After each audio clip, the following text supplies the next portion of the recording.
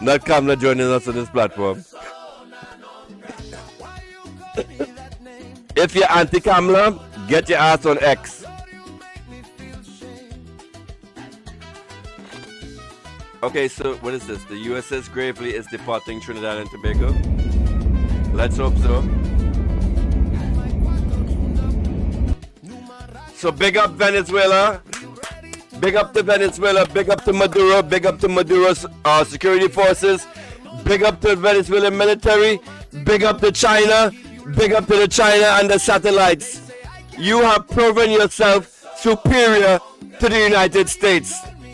Venezuela successfully foiled a false flag attack against this fucking ship on Trinidad and Tobago soil.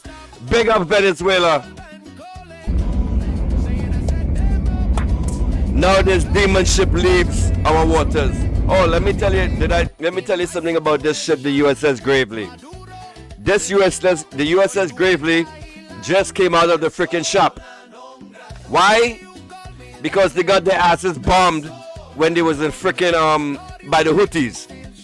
Remember there was this mess. I don't know if you guys heard it, but on social media there was this incident where a United States ship had made like a sudden turn and one of the aircrafts on its deck had slid off. That was this motherfucker. They had like something in the back there and he did like a sudden maneuver and the thing slid over because they would get missiles up their ass from the fucking Houthis. Or maybe I'm getting the ships mixed up because the Houthis was lobbing rockets at these ships left, right, and center, and I think 2 of the warships got damaged where they had to come back into port, and one of them was the US. Ow! I bit my cheek, man. And one of them. Oh, that is the worst shit. I keep biting on my cheek.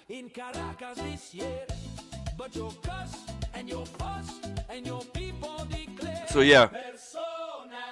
So fresh out of getting his ass kicked in the Middle East,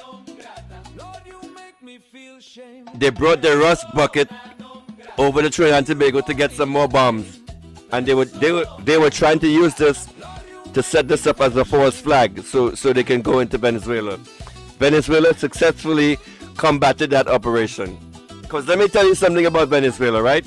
And another tech tip. China is the most sovereign country on this planet. Outside of the United States, China has its own systems for everything. It has its own satellites. It has its own GPS system. It has its own social media apps. It has its own telephones.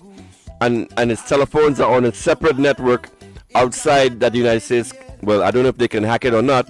But Nicolas Maduro says he has a telephone that cannot be hacked by the United States because it's a Huawei phone, and Huawei uses systems that is outside of the United States. So while you are using the GPS on your phone, and most of the countries worldwide use the GPS system that is set up by the United States, know this: the GPS system is controlled by the United States military. Understand that. So you as a country, like if you're a government, that is not a good thing for you, because the United States controls the signal, they can manipulate the signal. So if you're, let's say, you have like something that's automated in your country that like for example, Venezuela has their underwater drones. Oh, did you know that?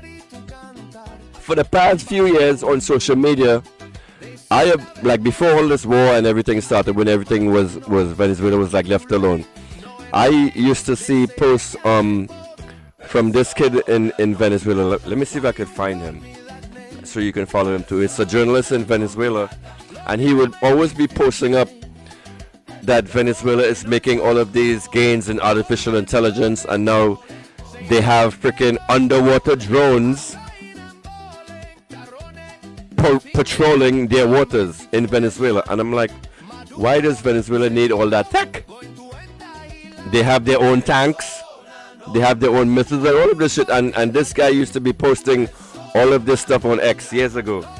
And I would always ask myself, why does Venezuela need military weapons? Why does Venezuela need tanks? Why does and it's all homegrown, home built, all locally built. And that's why the guy was posting it. Like he also posted like buses and motorcycles, air conditioners, computers. Yes, Venezuela builds its own fucking computers now. And he was posting all of these products that Venezuela makes locally. But among them was like weaponry. And whenever he would do that, I'm like, this is weird, this is strange. Why does Venezuela need tanks? 2 years later, now I understand. And big up to Nicolas Maduro for investing as much as he did in security for his people, in securing his country. He gets enough praise for that. And actually, one thing you will see on social media from the Venezuelans abroad, they actually thank Nicolas Maduro for arming himself the way he did. Because when Venezuela did its show of force last month, and they posted the videos on social media, all the Venezuelans abroad were like, oh my God, my country has this, my country can do this. This is wow. And everybody was really impressed. So Nicolas Maduro is loved by Venezuelans inside his country and outside, because they see and trust and believe Venezuelans that left their home and are now in the United States. They're catching their ass like everybody else, because they're now in a capitalist society where they don't have as much services like they did when they were back home. And one thing the legitimate Venezuelans do is this: they get into the construction industry here in America. Like if I go outside my apartment right now, there's a whole bunch of Mexicans. Hear me, Mexicans. I call them Mexicans, but there's a whole bunch of Venezuelans working on an apartment building down the block from us. When one of them gets injured on the job, do you think they'll have free healthcare like they have back home in Venezuela? They will learn fast, trust me.